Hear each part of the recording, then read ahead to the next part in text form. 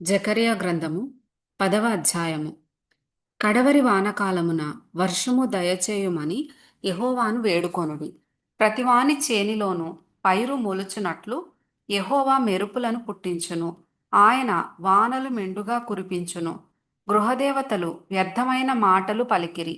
సోదెగాండ్రకు నిరర్ధకమైన దర్శనములు కలిగినవి. మోసముతో కలలకు భావము చెప్పిరి. మాయగల భావములు చెప్పి ఓదార్చిరి. కాబట్టి గొర్రెల మంద తిరుగులాడునట్లు జనులు తిరుగులాడిరి. కాపరి లేక బాధనొందిరి. నా కోపాగ్ని మండుచు కాపరుల మీద పడును. మేకలను నేను శిక్షించెదను. సైన్యములకు అధిపతియగు యెహోవా తన మందయగు యూదా వారిని దర్శించి వారిని తనకు రాజకీయములగు అశ్వముల వంటి వారినిగా చేయును. వారిలో నుండి మూలరాయి పుట్టును. మేకును యుద్ధపు విల్లును వారి చేత కలుగును. బాధించువాడు వారిలో నుండి బయలుదేరును. వారు యుద్ధము చేయుచు వీధుల బురదలో శత్రువులను త్రొక్కు పరాక్రమశాలుర వలె ఉందురు. యెహోవా వారికి తోడైయుండును గనుక వారు యుద్ధము చేయగా గుర్రములను ఎక్కువారు సిగ్గునొందుదురు. నేను యూదా వారిని బలశాలురుగా చేసెదను.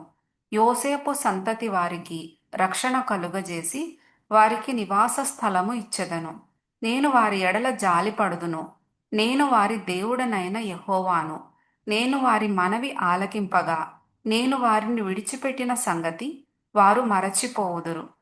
ఎఫ్రాయిము వారు బలాఢ్యుల వంటి వారగుదురు.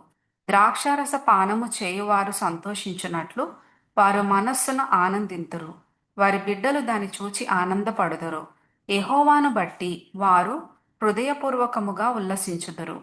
నేను వారిని విమోచించియున్నాను గనుక వారిని ఈలవేసి పిలిచి సమకూర్చెదను. మునుపు విస్తరించినట్లు వారు విస్తరించుదురు. అన్యజనులలో నేను వారిని విత్తగా దూరదేశములలో వారు నన్ను జ్ఞాపకము చేసి కొందురు.